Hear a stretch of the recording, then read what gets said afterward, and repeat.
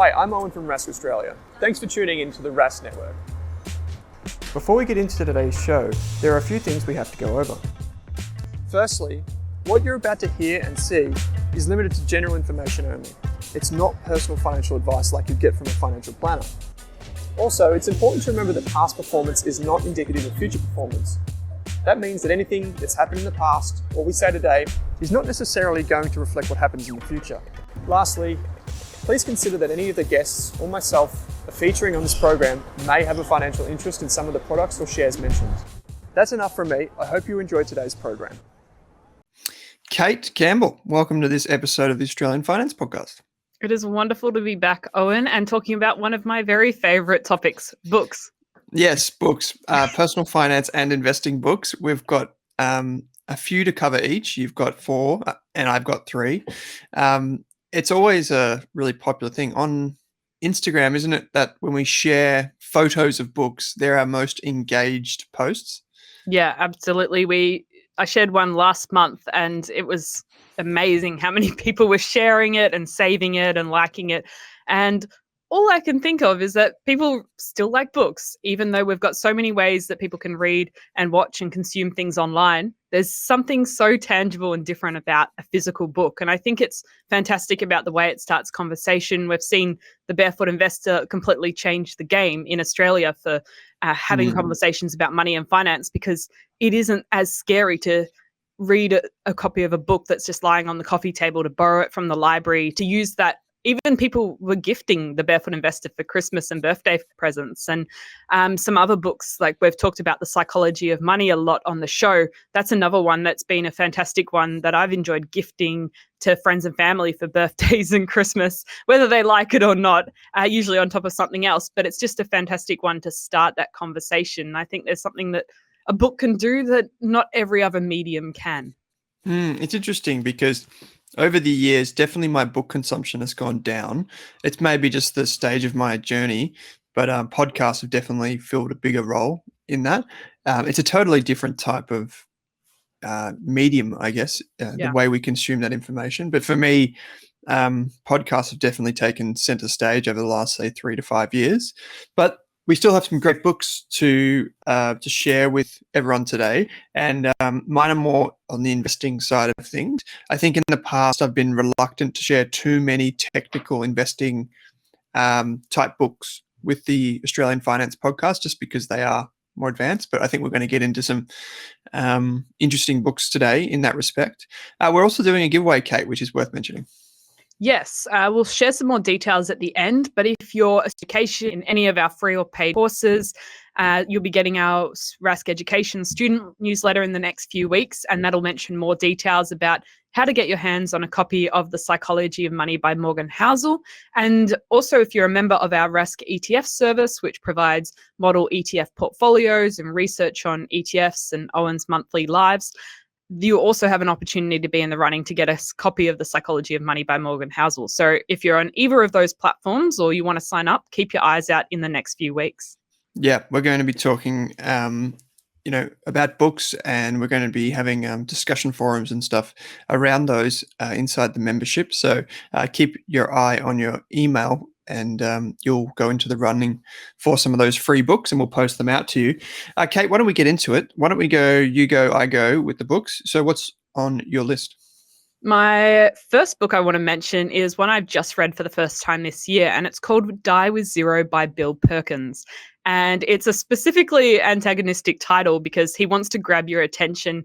As you get through the book, you realize he doesn't mean 100% die with absolutely $0 in your bank account. But the book's probably for people who are a little bit more further on into their finance and investing journey and have built their emergency fund, started investing, have some money. But it really pushes you to rethink how you're using your money throughout your life, because there's a lot of things you can do at the beginning in your 20s, 30s, and 40s that you can't do necessarily in your 70s, 80s, and 90s. I'm thinking about that huge world trip or going on hike or doing adventurous activities.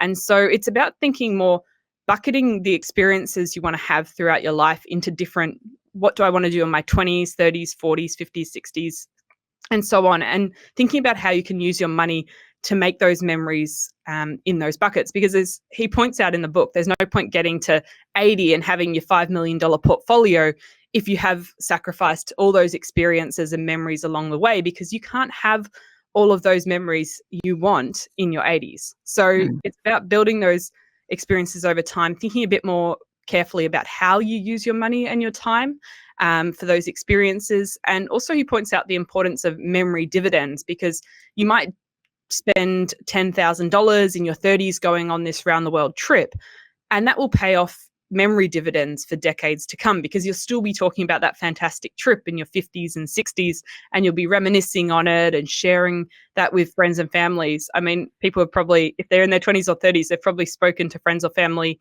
or colleagues in the office who have told them about their amazing Kentucky trip in their 20s. And so that's still paying memory dividends decades on. So it's an interesting way to reframe the way we use our money and the way we also give to charity during our lifetime, and use our money for friends and family, rather than just keeping it all for this big pot at the end at this arbitrary date. I like it. I was first introduced to this book by Tash Invests. She was a big fan of it. And a lot of what you said there resonates, Kate. Like myself, I don't think I took enough risk in my 20s. I'm 31 now. I don't think I took enough risk in my 20s. I didn't put myself out there. I didn't do things. I didn't expose myself to things early enough in life. And I feel like this is an example of that. And we always talk about on the show, like it's a pretty well proven fact that experiences do pay interest, and that's why most people say buy experiences, not material items, when they talk about their lessons learned with money. Fantastic one. I was actually reminded of a presentation that I once saw of Masayoshi Son, who is the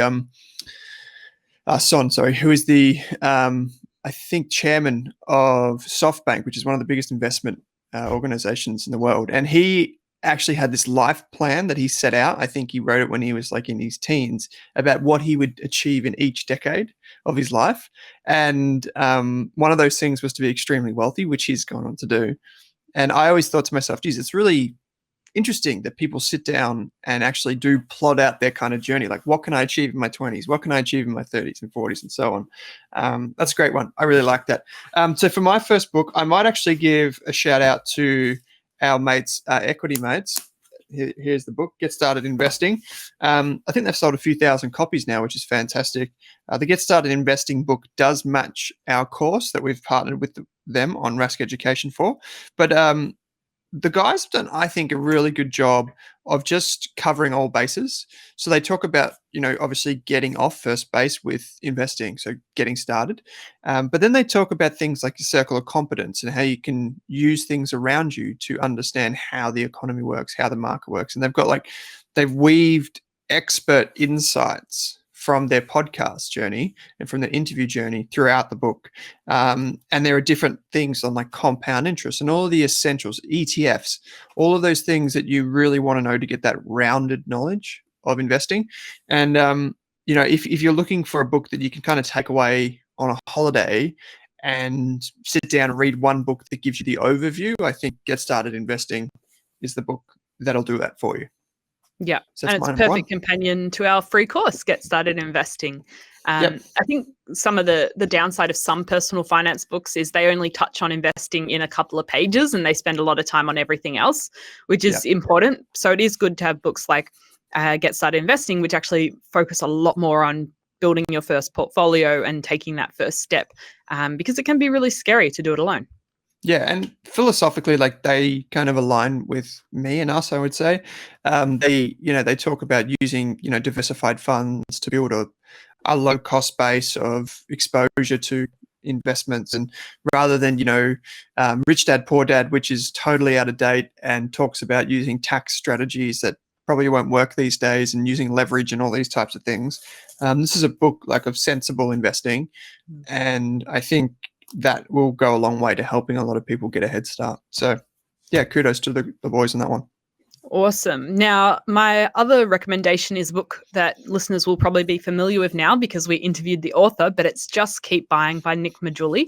Mm-hmm. And Nick really makes the case for why we shouldn't be trading in and out of companies and ETFs and funds, we should be focused on a long-term plan. And he really brings the data to back it up. Coming from like a data science background, he brings a lot of charts and numbers. So if that's what helps give you confidence to invest for the long time, because some of us need a lot more than just the story. We want the data to back it up. So I'd really recommend, if you're a numbers person, Nick's book is a fantastic one as well. And tuning into his episode on the podcast, I'll link that in the show notes. Yeah, so we've interviewed Nick, and I've heard him speak many times on various podcasts, and it's fantastic to hear him talk, because you're right, Kate, he does bring kind of a factful, numbers-based approach to the conversation. You know, even when we talk to him about, I guess, Morgan's book in The Psychology of Money, his comment to me, the way I interpret his comment of the book was, yeah, it's a fantastic book, how those, I guess, stories and ideas articulated. But it's obvious that, like, he lives his life based on, you know, the facts of the matter and the data, which for many people is super important. And it's always refreshing to know that someone like him has found out that dollar cost averaging does work. My next book, which is probably a step up in terms of the difficulty, is actually the Essays of Warren Buffett, and this by a guy called Lawrence Cunningham. And this is basically, if you go onto Amazon or Booktopia or whatever, it says the author is Warren Buffett, even though it's by Lawrence Cunningham. And what actually it is it's all of Warren Buffett's essays and letters put together in an orderly fashion, covering everything from, you know, the value investing to management teams to the way companies run. It's put all of his letters together in an orderly fashion, and then you can read them kind of just chapter by chapter. And so it's written by Warren effectively, but it's in Lawrence Cunningham's, I guess, interpretation of where they should sit. And so many people talk about this book as if it's like the book for understanding corporations, for understanding how businesses operate and how management teams tick. So that's the Essays of Warren Buffett by Lawrence Cunningham. Wonderful. Well, I think you mentioned Warren Buffett in nearly 50% of our episodes, Owen. Could be a drinking game, but I digress. Right. The next book I want to mention is one that I haven't actually quite finished, but it's called 100 Baggers by Christopher Mayer. And it's all about how companies go from zero to hero over a 10, 20, 30-year time frame, and really finding that next afterpay, but really the ones that are really big and stand the test of time. So he interviews so many different people. He reads a lot of research papers, and that's probably why it's taking me so long to finish it, is because every couple of pages he mentions, go off and read this particular report. So then I end up following that rabbit hole. So if you're looking for something to maybe expand the way you see companies and the things you look for in your investment criteria, if you're looking at individual companies and you're trying to find the next big thing, let's say, but just trying to find a great business, I'd recommend having a look at this book. It's a little bit harder to get a copy of, but I did find a copy on Amazon, but it's one that'll take you a bit of time to get through, but I think it's going to be worth it. Yeah, so it's 100 Baggers by Chris Mayer. The book actually follows another book which is almost identical in what it was trying to show, which is 100 to 1 in the stock market by Thomas Phelps. And the book is, as it says, it's basically trying to find companies that go from a 1 to 100. So you make 100 times your money. And these companies are out there. So what makes them tick? That's what they try and get to the bottom of in the book. If you've read the book, The Gorilla Game, this one is similar in like what they're targeting are companies that are extraordinary and kind of what makes them or leads them to outsized performance. And even if you read this book, 100 Baggers, and you come away with like 2 or 3 things to look for in companies, I think that would be enough. That would be worth the read, because if you are picking individual companies and you are trying to research businesses, you don't need to find many of these in a lifetime. In fact, you might only find 1 or 2 of them, and it makes up for so many other companies that you didn't do well on. So I really like it. It's probably more for an intermediate reader or someone who's prepared to, like you, Kate, to learn a bit about how companies actually operate. Like what is like profit and loss and those types of things. So it's a good one. Yeah, there's definitely things in there I didn't understand at first glance, so that's why having to do a bit more further reading. And if you're someone who wants to put your own investment checklist, like we've mentioned on our share investing checklist episodes together, I think this book gives you a lot of factors that you can consider adding to your checklist as well. Yeah, cool.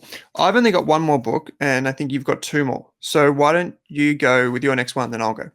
Yeah, so this one's a really quick edition, but I interviewed Amantha Imber on the podcast recently, her book called Timewise. Now, we do talk about investing your time and money better, so I think this is a great book, especially if you liked Indistractable by Nia Ayal, because it really gives you a lot of strategies there. Every couple of pages, she breaks down what she just said into actionable strategies in call-out boxes, which I think is really helpful, because if you just take one or two of these and give them a go, it could really change the way you manage your time and give you more time for the things you want to do in life, or for investing, depends what you want to do. But I think she gives a lot of really practical strategies and shares insights from all of her guests on her podcast, How I Work.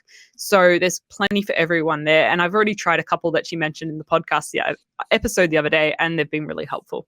Cool. I like it. Timewise. There's also a great photo of the book on our Instagram if you're interested. That was taken by Monique and Kate. So very, very well done. My last book is actually a step up again from probably all of the investing books we've talked about, which is Investing: The Last Liberal Art.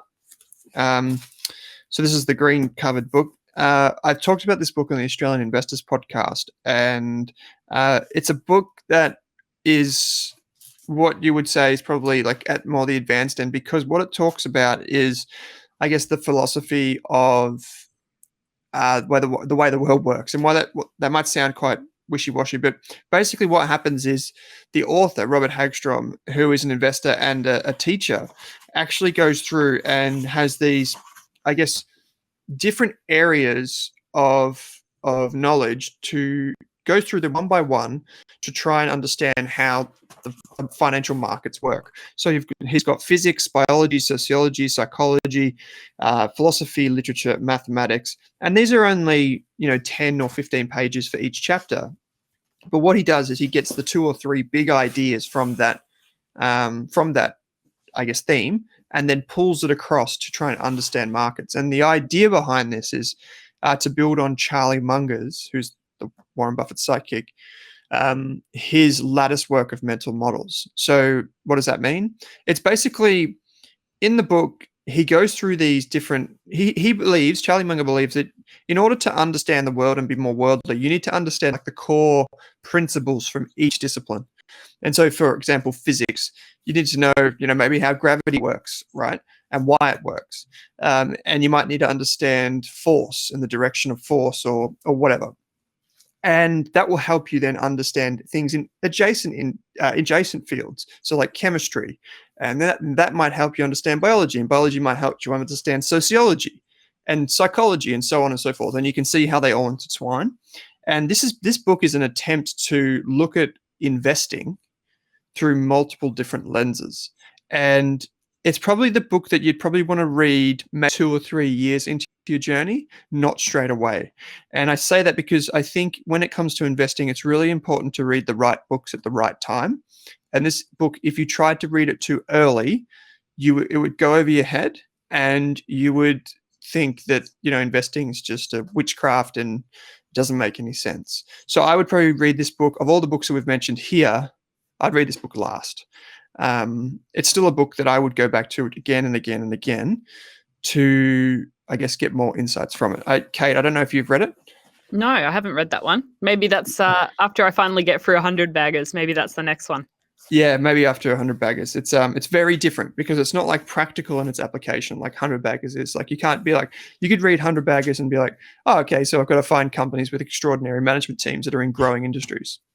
Done. That's what I'll try and do. But you don't walk away from this and be like, oh yeah, physics, great. Okay, now I'll go and use that knowledge to invest better. Like, it doesn't really work that way. But I'd say it's much more powerful anyway for understanding how. It sounds like it could be a good book if you're trying to expand your circle of competence as well.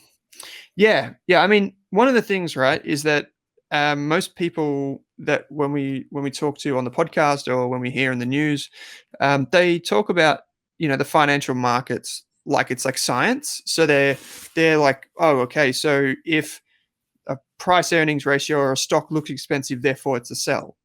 And they use pure mathematics to try and work that out. But then if you think about it, between us, the maths, and I guess the market is psychology, right? And psychology is a result of environment, and it's a result of biology. So understanding the basics of kind of what goes into decision making and how emotion can blur the lines of the hard science or mathematics. That's where this book comes in, to try and break down some of those things, those complex systems, so you can analyze them a bit more clearly.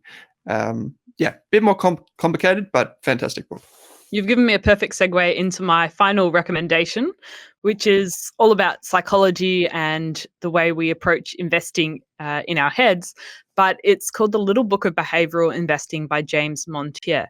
And I listened to this as an audiobook, which I thought was actually, after I finished it, I was actually like, oh, that's probably a good idea that I did that, because he has a lot of different exercises where he will have a different scenario, and it's a good idea to pause and then write down what your answer would be and then listen to the rest of it, because he shows how our brains can play tricks on us, how all of those behavioral biases can work against us, and how they've done it. He brings up many studies as well, and he gives you some of those activities.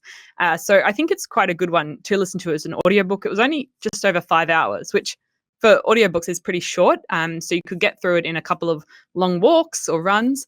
And it really brings you back to all of those ways that we can go wrong when we're investing, and how to help yourself overcome them. And he did point out something that was interesting to me, was that as an individual investor, you don't have to worry about career risk, business risk, like a fund manager that Owen interviews on the Investors podcast might have to, which actually gives you a big advantage over the professionals, because you're not having to constantly write reports about how well your portfolio is doing, or why you're underperforming, and that's not a big deal.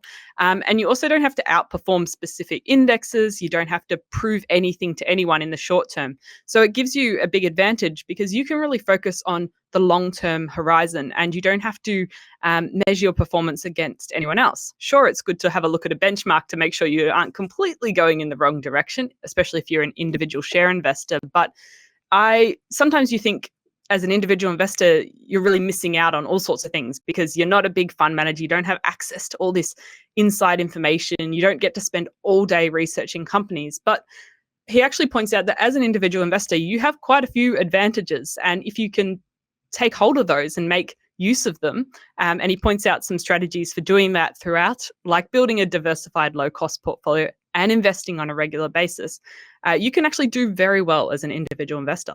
It sounds like a fascinating book. Is this, when you listen to it on audiobook, this only took a few hours to get through, didn't it?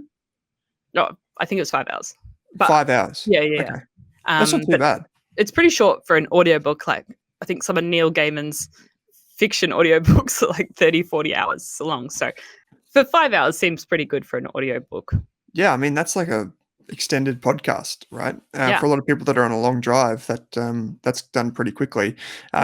There are a lot of audiobooks like this one, though, where you do want to stop and do the activities to get the most from it. I think that's the risk of having an audiobook or even a podcast over a book, is you don't often take notes. It's not as easy to take notes and jot down ideas, because you're typically listening or consuming it while doing something else. Well, what I do is I just, I'll have my notes app open, and you can use the text to speech to text, like auto dictate function, especially, I don't know if that's on Android, but it's definitely on Apple. And it's really effective now. You can just take notes, and it automatically pauses the book. And then when you finish the note, it starts playing it again. So that's quite good if you're walking. Hopefully you just look out for traffic though. Yeah, there's a pro tip. Okay, so that's a great book. That's The Little Book of Behavioral Investing by James Montier. We've got Timewise by Amantha Imber, 100 Baggers by Chris Mayer, Nick Juli's Just Keep Buying. We've got Die with Zero by Bill Perkins. And from me, we had Bryce Renahan and Brick Lesk wrote Get Started Investing. And then we've got Investing, the Last Liberal Art by Robert G. Hagstrom. Then we've got Lawrence Cunningham's The Essays of Warren Buffett from me. So, Kate, there's a lot for people to go on there. We've also done many lists like this in the past.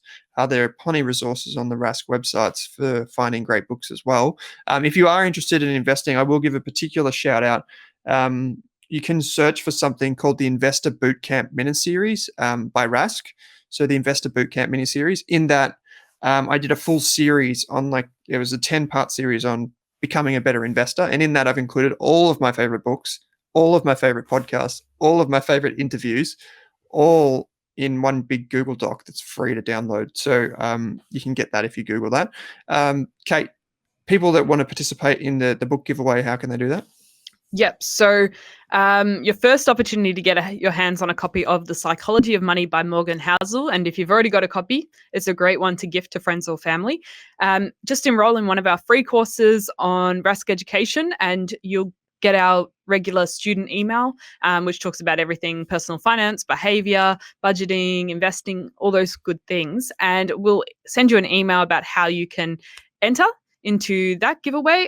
Also, if you're a member of Rask ETFs, Owen will be sending an email because we're just launching a discussion forum. Is that what you're calling it? Yep. Discussion forum that is basically just going to enable the community inside the membership website to talk about the ETFs, to talk about investing, to talk about portfolio construction or whatever they want to talk about. And I'll be in there contributing as well. So, to celebrate that, we're doing a bit of a book giveaway. Yeah, keep your eyes on your email if you're a Rask Education student or a Rask ETFs member in the next few weeks, because we have ordered 10 copies of The Psychology of Money by Morgan Housel, which we'll be giving away. It's a fantastic book to read or gift. And I guess just following this episode, we've mentioned lots of great books here. We have mentioned a lot of books in other episodes, in the boot camp, maybe in a photograph we've posted on Instagram. And I really challenge you to go out and borrow one from the library, borrow one of these books from a friend or family member, maybe even support your local bookstore and just have a read. You don't have to read the whole thing, but sometimes just reading particular chapters at the right time can have a really big impact on your own finance and investing journey and the journey of your friends and family. So I'd really encourage you to go out this week and get your hands on a copy of any personal finance and investing book. Sometimes they're not great, but you can learn from that as well. And just spend some time in the next couple of weeks having a bit of a flick through, having a read, and just maybe learning something new. Yeah, I like it. And if you've, by some weird chance, you've read all of these books, you're just a bookworm, why not consider gifting a book to someone that could do with one of these books? We've got one for every level, I guess, of investor or person trying to solve their financial issues or challenges ahead. So gift a book is a fantastic thing to do too. I know, Kate, you're on a bit of a journey with this. So I think this is a great episode, Kate, and everyone loves a good bit of, list of finance books, list of investing books. So as always, thanks for joining me on this episode of the Australian Finance Podcast. No worries. Thanks for listening, everyone. And if you've got any more recommendations, feel free to send them our way.